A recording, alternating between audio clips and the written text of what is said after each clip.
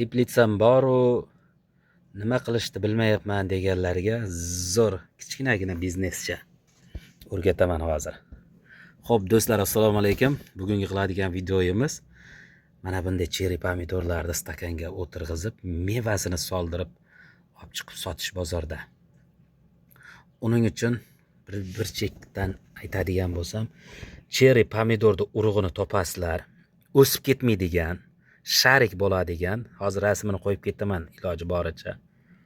Shunaqa urug'lardan topib, yashiklarga sepib, keyin mana bunday 15 stakanlardan olib, chirindilardan solib o'tirg'izib qo'ysalaring, mart oxiri aprel-may oylariga mevasini soldirib olib chiqib sotasizlar. Mana shunday holatda bo'ladi. 10 ming desalaring aytgan pullaringga olib ketaveradi. Bu navda o'zimiz o'tgan yili ekib ko'rganman. Kuzgacha solaverar ekan. Qayta solaverar ekan. Pomidori ham shunaqa shirin, olchaga o'xshagan, mayda emas o'ta. Bankalasa ham, tuzlama qilsa ham nihoyatda chiroyli bo'ladi. Xo'p, shunaqa qilsalaring bo'ladi. Urug'larni yashiklarga sepib, biogumsga bexato chiqadi. Keyin mana bunday qilib ekib qo'ysalaring, tez kunda tayyor bo'ladi. Hozir men buni olganim sababi ichidan katta-kattasini olib terib ekyapman. Mana maydalari qolyapti. Tagida mayda-maydachalari bor. Bularni suvlab qo'yaman. Ya bo'lmasa bitta boshqa yashikka pikrovka qilib qo'yamiz. O'saveradi. Hozir holatiga qarab bitta yashik qancha joyga yetadi. Bizda joyimiz tor bo'lganligi uchun polkalarda tagiga qilyapmiz. Buni tepasida gullarimiz bor. Iloji yo'q, endi shu yerdan ham foydalanyapmiz. Bu vaqtinchalik. Bir 10 kun 15 kunda bu gullarimiz pikrovka boshlagandan keyin buni yuqoriga olib qo'yamiz.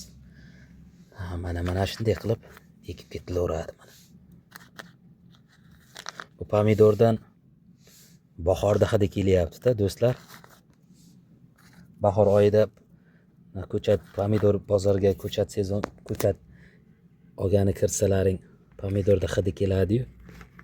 O'shanday nihoyatda hidi shirin ekan.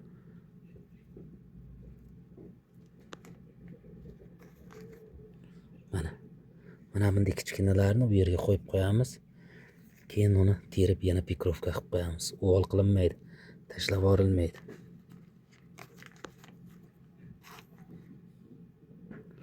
Buni bo'yi aytganimdek uncha o'smaydi. O'sib ketsa 50 sm o'sadi. Undan u yog'i o'smaydi. Nihoyatda chiroyli shaklgina bo'lib pomidor solaveradi. Mana shunday qilib tayyorlab qo'yamiz. Iloji bo'lsa ko'ramiz. Havoni minus plusiga qarab buni tepasini yopamiz yoki yopmaymiz. Agar ob-havo minusovoy bo'lsa, iloji yo'q, bu yerda ham yopib ozgina saqlab turamiz. Chunki minusovoy gradus bo'lsa, teplitsa ham unchalik gradus yetkazolmaydi baribir, ma'lum vaqt, ma'lum miqdorda. Bu yerga ham gradus qo'yib qo'yamiz. Agar gradus o'ziga yetarli gradusda olmasa, iloji yo'q, dugalab qo'yamiz. Bo'lmasa shunday turaveradi. Mana do'stlar, mana shunday qilib ekiladi. Keyin yana bodring eksalaring ham bo'ladi. Xuddi shunday qilib mevasini olib chiqib, mevasini soldirib olib chiqib sotishga zo'r olaveradi uni ham. 10 ming deb 7,5 ming so'mdan o'tgan yillar rosa sotganman. Mana pomidorni ham rosa chiroyli oladi odamlar. Chunki zo'r solganda, men o'zim ham ekkanman, masalan yerga o'shandan olgan urug'larim, o'zim pomidordan olingan urug'lar. Birinchi yili pachka olganman. Endi bu yil qo'l urug' qilib ekmoqchiman. Ekyapman mana.